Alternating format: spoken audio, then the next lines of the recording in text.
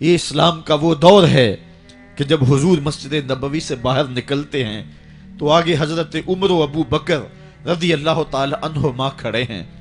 چہرے کے اوپر عجیب اداسی ہے. کہا عمر ابو بکر اس وقت کیوں کھڑے ہو؟ عرض کی حضور بھوک نے گھر میں ٹکنے نہیں دیا. ہم نے چاہا حضور کا چہرہ دیکھ لیں تو کچھ پیاس بجھ جائے، کچھ بھوک مٹ جائے. حضور نے فرمایا میرا حال بھی یہی ہے. جس چیز نے تجھے گھروں سے نکالا ہے وہی چیز مجھے گھر سے نکال لائی ہے. تو حضور نے جب دیکھا کہ کھانا ہے تو حضور نے ایک روٹی لی اور چند بوٹیاں اٹھائیں اور ایک خادم کو بلا کر کے کہا جاؤ ہمارے گھر دے آؤ، میری بیٹی فاطمہ کتنے دنوں سے بھوکی. ہمیں تو وہ کہانی بھی اسلام کی غربت کی یاد آتی ہے کہ جب احد کے اندر 70 شہیدوں کے لاشیں پڑے ہوئے ہیں تو حضرت صفیہ حضور کی پھپھی اپنے بھائی حمزہ کے لیے 2 چادریں لے کر کے کفن کی آتی ہے. تو حضور علیہ السلام نے فرمایا کہ جس قبر میں حمزہ کو دفن کیا جائے اسی قبر میں مصعب بن عمیر کو بھی کفن دیا جائے اور دفن کیا جائے. اور کہا میرے چچا کے لیے اس کی جو بہن میری پھپھو جو 2 چادریں لے آئی ہے، کہا ایک چادر ہم مصعب بن عمیر کو دیں گے. یہ مصعب بن عمیر کون ہے؟ تاریخ پڑھو، کتنی دل آویز تاریخ ہے. مکے میں ایک امیر ترین خاتون ہے جس کے بیٹے کا نام مصعب ہے، اور وہ اپنے بیٹے کو اتنا خوبصورت لباس پہناتی ہے اور اتنے خوبصورت خوشبو اور عطر اس کو لگاتی ہے کہ مصعب بن عمیر جن گلیوں سے گزرتے تھے دیر تک وہ گلیاں مہکتی رہتی تھیں. لوگ کہتے تھے یہاں سے مصعب گزر کے گیا ہوگا اس لیے یہ گلیاں مہک رہی ہیں. اچھا پھر مصعب پہ نظر پڑتی ہے میرے محمد عربی کی تو مصعب بن عمیر حضور کی زلفوں کا اسیر ہو جاتا ہے. ماں کافرہ ہے، جب پتہ چلتا ہے تو اس کا لباس بھی چھین لیتی ہے، سہولتیں اور آسودگیاں بھی واپس لے لیتی ہے. پھر وہ وقت بھی آیا کہ مصعب بن عمیر حبشہ کی جانب ہجرت کر جاتے ہیں. مکے کے حالات کچھ تھوڑے سے خوشگوار نظر آئے تو وہ حبشہ سے واپس مکے جب پلٹے تو ان کے بدن پہ جو چادر تھی وہ جگہ جگہ سے پٹی ہوئی تھی. میرے آقا کریم علیہ السلام نے دیکھا تو حضور کی آنکھوں میں آنسو ٹپکنے لگے. کہا یہ وہی مصعب ہے جو اتنا خوش پوش نوجوان تھا کہ میں نے پورے مکے میں اس سے خوبصورت لباس پہننے والا کوئی دوسرا شخص نہیں دیکھا، اور آج میرے مصعب کو پہننے کے لیے جو چادر میسر ہے وہ بھی جگہ جگہ سے پھٹی ہوئی ہے. یہ اسلام کی غربت کی کہانی ہے. اور آج احد میں یہی مصعب بن عمیر شہید ہو جاتے ہیں اور ان کے لیے کفن بھی دستیاب نہیں ہے. حضور نے کہا جو میرے چچا کے لیے 2 چادریں لائی ہیں ان میں سے ایک کا کفن مصعب کو دے دو نا، اور دوسری چادر سے کفن میرے چچا کو دے دیا جائے. اچھا حضرت مصعب کے لیے بڑی چادر رکھ دی گئی اور حضرت امیر حمزہ کے لیے جو چادر تھی وہ چھوٹی تھی. اگر سر ڈھانپتے تھے تو پاؤں ننگے ہو جاتے، اگر پاؤں ڈھانپتے تھے تو سر ننگا ہو جاتا. حضور نے فرمایا میرے چچا کا سر ڈھانپ دو اور پاؤں کے اوپر اذخر نامی گھاس ڈال دو. میں یہ اسلام کی غربت کی کہانی تمہیں سنا رہا ہوں. جب میرے رسول کے چچا کے لیے پورے کفن کا ٹکڑا بھی دستیاب نہیں تھا، اسلام اس وقت بھی عزت پا گیا تھا. اسلام اس وقت بھی ذلیل نہیں تھا. اسلام اس وقت بھی سربلند تھا، اور اسلام اس وقت بھی عزتوں کی مسند پہ تھا. یہ اسلام کا وہ دور ہے کہ جب حضور مسجد نبوی سے باہر نکلتے ہیں تو آگے حضرت عمر و ابو بکر رضی اللہ تعالی عنہما کھڑے ہیں. چہرے کے اوپر عجیب اداسی ہے. کہا عمر ابو بکر اس وقت کیوں کھڑے ہو؟ عرض کی حضور بھوک نے گھر میں ٹکنے نہیں دیا. ہم نے چاہا حضور کا چہرہ دیکھ لیں تو کچھ پیاس بجھ جائے، کچھ بھوک مٹ جائے. حضور نے فرمایا میرا حال بھی یہی ہے. جس چیز نے تجھے گھروں سے نکالا ہے وہی چیز مجھے گھر سے نکال لائی ہے. چلتے ہوئے حضرت ابو ایوب انصاری کے گھر کے قریب سے گزرے.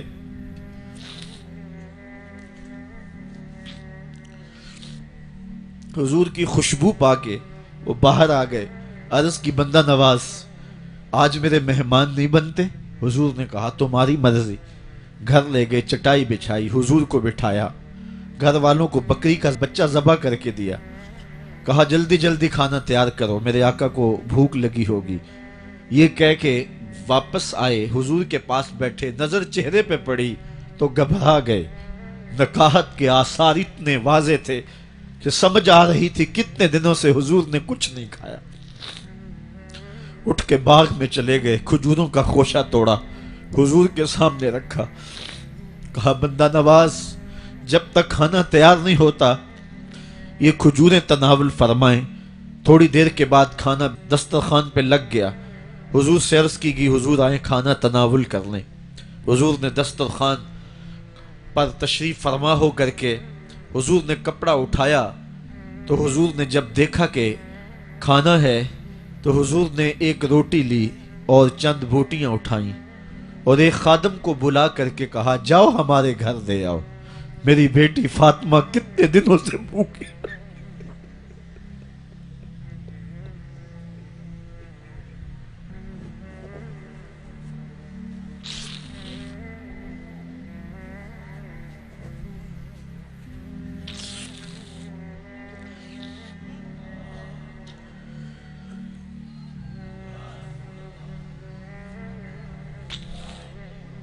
کہا جاؤ ہمارے گھر دے آؤ، میری فاطمہ کتنے دنوں سے بھوکی بیٹھی ہوئی ہے۔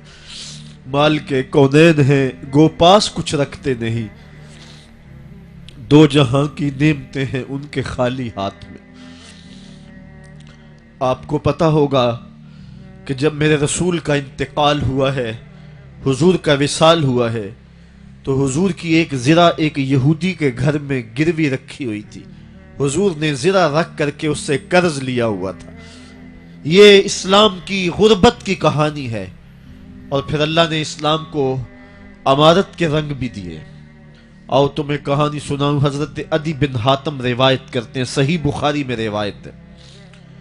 یہ حاتم تائی کے بیٹے ہیں، کہتے ہیں میں حضور کی خدمت میں حاضر ہوا، ایک شخص آیا کہنے لگا حضور غربت نے میرا برا حال کر دیا ہے، اور اس نے شکایت کی غربت کی، پسماندگی کی اور اپنی معاشی بدحالی کی۔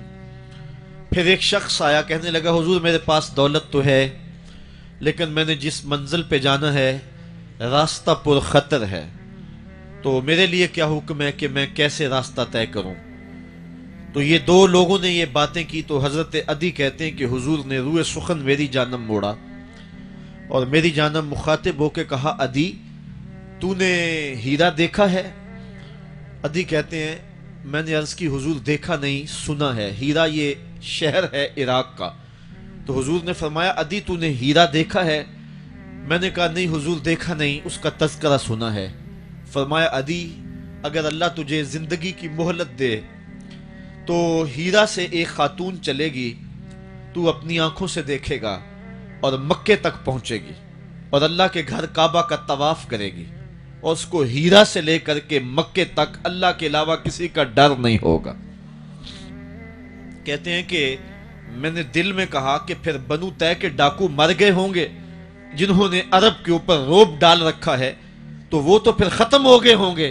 کہتے ہیں میں ابھی سوچ ہی رہا تھا کہ حضور نے مزید میری حیرت میں اضافہ کرتے ہوئے کہا عدی اگر تجھے اللہ نے زندگی کی مہلت دی تو تو دیکھے گا کہ کسرا کے خزانے تیری جھولی میں ہوں گے۔ تو اس دور کی سپر طاقت تھی۔ میں نے کہا حضور کسرا بن ہرمز؟ حضور نے فرمایا ہاں کسرا بن ہرمز۔ کہتے ہیں کہ حضور نے پھر فرمایا عدی اگر تو زندگی پائی تو تو وہ دن بھی دیکھے گا کہ ایک شخص زکوٰۃ کی رقم لے کر کے، زکوٰۃ کی چاندی لے کر کے، زکوٰۃ کا سونا لے کر کے نکلے گا اور اس کو کوئی زکوٰۃ کا مستحق ہی نہیں ملے گا۔ حضرت عدی بن حاتم کہتے ہیں کہ پھر میں نے وہ منظر اپنی آنکھوں سے دیکھا کہ ہیرا سے خاتون چلی اور مکے تک پہنچی اور امن ایسا تھا کہ اس کو اللہ کے علاوہ کسی کا ڈر نہیں تھا۔ پھر وہ لمحے بھی میں نے دیکھے کہ کسرا بن ہرمز کے خزانے مسجد نبوی کے باہر پڑے ہوئے ہیں۔ تو کہتے ہیں تیسری چیز میں دیکھ نہ سکا اور میں نے لوگوں کو کہا کہ یہ میں تو نہیں دیکھ سکا، میری شاید زندگی وفا نہ کرے، اور اگر تمہاری زندگی وفا کرے تو تم دیکھنا، میرے آقا نے جو فرمایا تھا دو باتیں تو پوری ہو گئی ہیں، اور تیسری بات تم دیکھ لوگے۔ حضرت یحییٰ بن سعید فرماتے ہیں کہ حضرت عمر بن عبدالعزیز کا زمانہ تھا اور انہوں نے مجھے افریقہ کی جانب زکوٰۃ وصول کرنے کے لیے بھیجا۔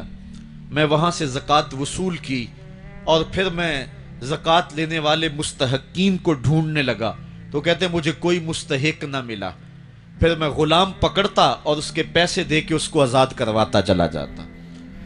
حضرت عمر بن عبدالعزیز کا زمانہ ہے کہ گورنر ہے عراق کا، وہ حضرت عمر بن عبدالعزیز کو لکھتا ہے کہ اتنی رقم ہے، اس کا کیا کرنا ہے؟ تو عمر بن عبدالعزیز کہتے ہیں رقم لے کے یہاں نہ آنا، وہاں عراق کے لوگوں میں بانٹ دو، جو زکوٰۃ کے مستحق ہیں ان کو تقسیم کر دو۔ تو گورنر لکھتا ہے جو مستحق ہیں ان کو دے دی، اب کوئی مستحق نہیں رہا تو میں کیا کروں؟ تو حضرت عمر بن عبدالعزیز کہتے ہیں جو مقروض ہیں ان کا قرض اتار دو۔ تو کہتے ہیں کہ ہاں قرض بھی میں نے اتار دیا ہے، رقم پھر بھی بچ رہی ہے، کیا کروں؟ تو حضرت عمر بن عبدالعزیز نے پھر لکھا جو شخص شادی کرنا چاہتے ہیں ان کا حق مہر ادا کر دو۔ میں نے کہا کہ وہ بھی کر دیا ہے، رقم پھر بھی بچ گئی ہے، اب کیا کروں؟ تو حضرت عمر بن عبدالعزیز نے مجھے لکھا کہ جو غیر مسلم ہیں جنہوں نے ٹیکس دیا ہوا ہے، جتنا ٹیکس دیا ہے اس سے دگنے پیسے ان کو قرضے میں دے دو اور ان کو کہو جاؤ اس کا کاروبار کرو، کھیتی باڑی کرو، اور ساتھ انہیں یہ بھی کہہ دینا قرض کی فکر نہ کرنا اور زیادہ اس میں پریشان نہ ہونا، جب دے سکو گے دے دینا۔ یہ دور بھی پھر اسلام نے دیکھا اور یہ گھڑیاں بھی دیکھی جب چیتھڑے پہنے ہوئے تھے، جب پیوند لگے لباس پہنے تھے، جب پیٹ میں ڈالنے کے لقمہ بھی نہیں تھا، اللہ کا دین اس وقت بھی غالب تھا، اور جب گلیوں کے اندر ریشم بکھرا ہوا ہوتا تھا کوئی اٹھانے والا نہیں تھا، دین اس وقت بھی غالب تھا۔ دین کا غالب ہونا یا نہ ہونا اس کا تعلق جو ہے وہ مال و دولت سے نہیں ہے۔ اقبال کہتا ہے کہ زوال بندہ مومن کا بے زری سے نہیں، مومن کا زوال بے زری سے نہیں ہے بلکہ اس کا سبب کوئی اور ہے۔ وہ سبب ڈھونڈنا ہے کہ ہم دنیا میں رسوا ہو کے کیوں رہ گئے، ہم زمانے کے سامنے تماشا کیوں بن کے رہ گئے، آج نبی کی امت پوری کائنات میں رسوا ہو کے کیوں رہ گئی، آج ہمارا تماشا دیکھا جا رہا ہے، آج بھوکے کتوں کو ہماری بیٹیوں اور بہنوں کے اوپر چھوڑا جا رہا ہے اور اس کا تماشا دیکھا جا رہا ہے۔ کیا ہم نے یہ دن بھی دیکھنے تھے؟ ہم نے سراغ لگانا ہے۔ دولت کی قلت اور کثرت یہ ثانوی چیزیں ہیں، ہم نے تاریخ میں دیکھا ہے ہم کبھی مالی طور پہ کمزور تھے، رسوا نہیں ہوئے ہیں، مال زیادہ ہو گیا رسوا نہیں ہوئے ہیں، رسوائی کے سبب کوئی اور ہیں۔